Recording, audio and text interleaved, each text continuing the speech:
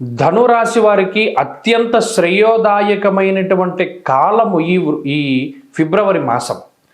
ఏమండి, ఈ ఫిబ్రవరి నెలలో కూడా మీకు ఉండేటువంటి కష్టాల నుండి మీరు బయటపడకపోతే ఇది జాతకపరమైనటువంటిది ఇది కాదు, ఇంకోటి ఏదో ఉందని అర్థం.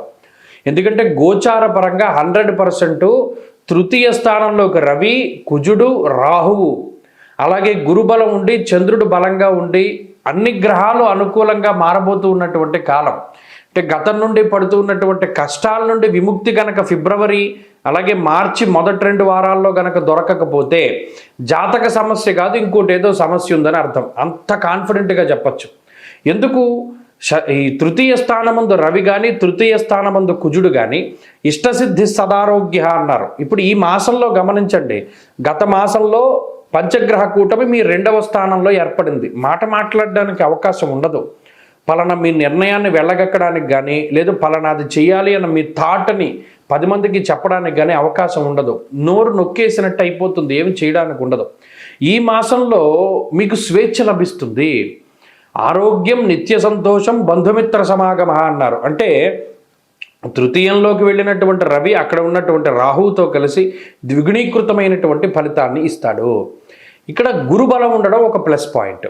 అలాగే మాసాంతంలో కుజుడు కూడా అనుకూలించబోతూ ఉన్నారు. కాబట్టి ఇక్కడ ఇది అనుకూలమైనటువంటి స్థితి. ఎదుగుదల, ఉపజయ స్థానము అంటే ఎదుగుదలకి సంబంధించినటువంటి విషయాలు. ఇందాక చెప్పుకున్నట్టు ఆరోగ్యాభివృద్ధి కలుగుతుంది. అలాగే ప్రజాదరణ కలిగేటువంటి విషయాలు, అంటే మీరు చేసినటువంటి పనిని 10 మంది మెచ్చుకునేటువంటి విధంగా, అది మీకు ఏదైనా మంచి పరిస్థితిని, ఒక పదవీ యోగాన్ని కలిగించేటువంటి విధంగా కూడా అవకాశం ఉంటుంది. అలాగే మీరు పనిచేసేటువంటి సంస్థల్లో ఏదైనా ప్రమోషన్లు లాంటివి రావడానికి అవకాశం ఉంటుంది. లేదు ఏదైనా తగినటువంటి గుర్తింపు లభించడానికి అవకాశం ఉంటుంది. అలాగే సంతానాభివృద్ధి కలగడానికి, కుటుంబంలో ఉండేటువంటి సమస్యలు తగ్గుముఖం పట్టడానికి ఈ గ్రహస్థితి ఎక్కువగా ఉపయోగపడుతూ ఉంటుంది. అంతేకాక ప్రత్యేకించి ఈ రాశి వారంలో ఆత్మస్థైర్యాన్ని పెంచేటువంటి విధంగా ఈ గ్రహస్థితి అవకాశాన్ని కల్పిస్తూ ఉంటుంది. తృతీయమందు ఉన్నటువంటి రవి మీలో ఉండేటువంటి ఆత్మస్థైర్యాన్ని పెంచుతారు. అలాగే మనం ఈ విధానంలో వెళ్ళాం కదా ఇప్పటి వరకు, మనం ఇంక ఇటువంటి దారిలో వెళ్ళక్కర్లా, పలానా మార్గాన్ని మార్చుకుందాం, ఇంకొక మార్గంలో ముందుకు వెళదాం అనేటువంటి ధోరణిలో ఆలోచనలో మార్పు తీసుకొస్తుంది ఈ గ్రహస్థితి. అన్ని విధాలుగా కూడా, అంటే దేశాంతరవాసాన్ని చేయడానికి, అలాగే విద్యకి, ఉద్యోగానికి, వ్యాపారానికి, అలాగే ఒక పదవికి, అన్నిటికీ సహకరించేటువంటి స్థితి ఈ గ్రహస్థితి. అందుకనే అన్నాను ఈ వీడియో స్టార్టింగ్లో, ఈ నెలలో కూడా మీకు మంచి జరగకపోతే అది జాతకం ఫాల్ట్ కాదు. అంటే గోచారంలో అన్నీ అనుకూలంగా ఉన్నాయి, జాతకంలో ఏదో ఫాల్ట్ ఉంది.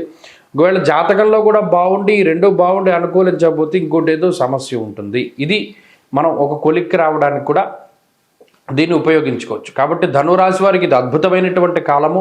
మరిన్ని శుభ ఫలితాలని ఆకాంక్షించేటువంటి వారు అర్ధాష్టమ శని దోష నివారణ కోసమై శనివారాలు అధికంగా చేయడము, శనివారం నాడు నూనె పదార్థాలు తినకుండా శివాలయానికి వెళ్ళి బ్రాహ్మీ ముహూర్తంలో కానీ, శన్యోష కాలంలో కానీ, ప్రదోష కాలంలో కానీ దీపారాధన చేయడం లాంటివి చేస్తూ ఉండాలి.